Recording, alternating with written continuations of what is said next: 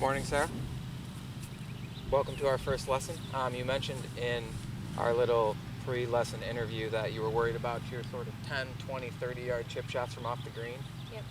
So that's what I want to focus on today for our first lesson. It's good to start from the beginning and kind of get a feel for that shot, since you do hit a lot of shots from inside 100 yards in this range. It can really help you save a few strokes on your game. Cool. Welcome back to lesson 2, Sarah. Thank you. You had mentioned in our little interview beforehand that you were having some trouble finding some consistency with the driver. You're getting plenty of distance, which is good, but you're having trouble with left and right and getting the ball to go in the fairway. Yep. So that's what I want to work on today. I'm going to have you hit 3 or 4 here for me real quick. Okay.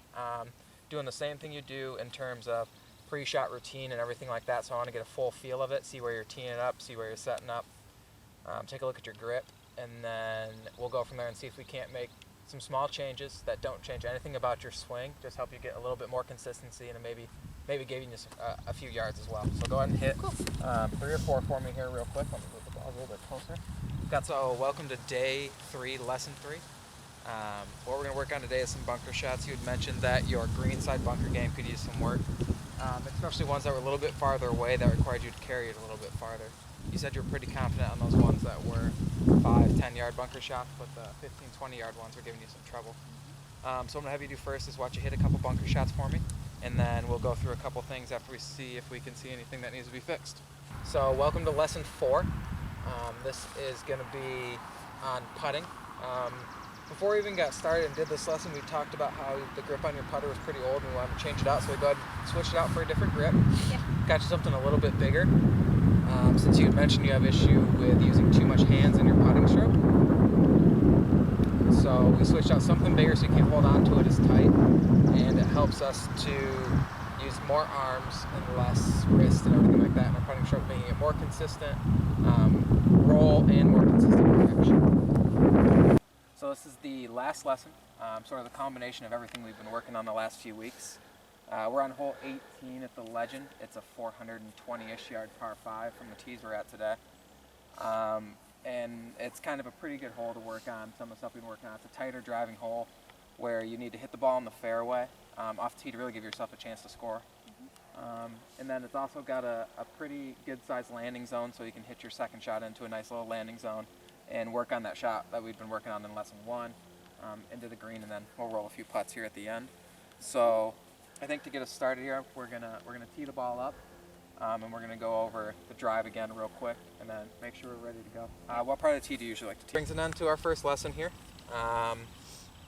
So let's review a little bit of what we went over today. So on our longer shots, our 10, 20, 30-yard shots. Yep. For you, we worked on choking up just a little bit. Yep. To keep that club and maintain that angle. We worked on making sure our alignment was actually open.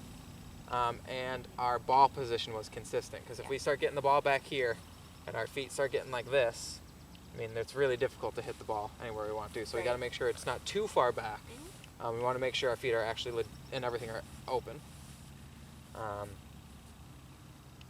Okay. We worked on, from the rough, worked on that same idea if we need to hit down on it just a little bit more, have the club face just a little bit more open to help get through that rough when we don't dig in.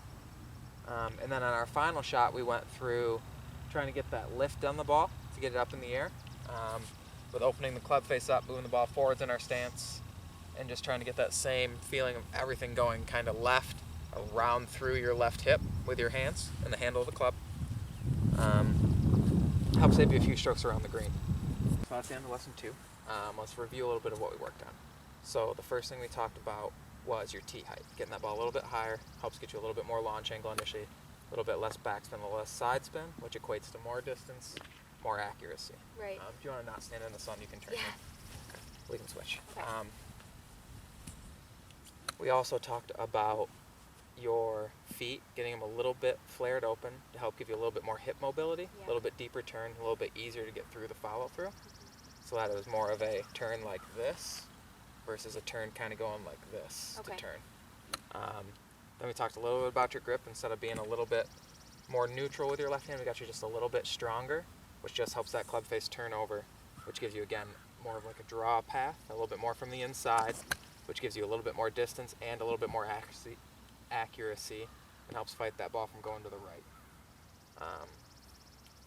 The last thing we kind of worked on was your alignment. So you were setting up and your hips, your knees, and your feet were all pointed the same way, but your shoulders were just a little bit open to the target, which you didn't want that much openness. A little bit's okay, but we don't need that much. Yeah. So we worked on getting your shoulders a little bit more square, had you hit a few like that, and you noticed a little bit straighter, a little bit easier to control the ball. I did, yeah. So to bring our little lesson to the close here, the first thing we talked about was greenside bunker shots, about 10, 20 yards. And we worked on a couple things, I should say. The first one is putting that line in the sand when we practice to give us an idea of where we want to hit the ball first. We want to make sure that we're hitting the ball at that line and following through. Yep. We worked on our grip and our setup, that open stance, choking up a little bit and opening that club before we took our grip. We worked on making sure that as we swung, we kind of just hinged at that right arm and swung with our club face open and pointed to the sky the whole time. And then from there, we went and worked on our fairway bunker shots. There we want to make sure the ball is out towards the back of our stance, choked up just a little bit. We want to make sure that we really concentrate on hitting that ball first and staying down through and hitting that ball first. Make sure we get that ball out of the bunker and down the fairway as far as we can get it. So to bring lesson 4 to a close here, with putting, the first thing we covered is the different ways you can read a green, or kind of the ways I like to read the green. Give you a couple tips on that.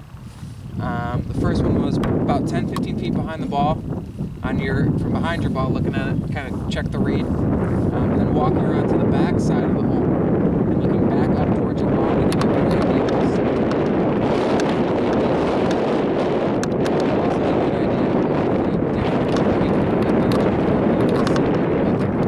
Because it gives you a different perspective of it, and sometimes you can kind of see a lot easier when you break through the hole.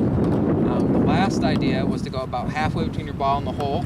If it's a 10-15 foot putt, if it's longer, you can do more areas. But you want to kind of feel with your body which way it might break, and if it's a real subtle break, can give you a good idea of what is happening in that putt. Had you roll a few putts, you did pretty good, made a few of them.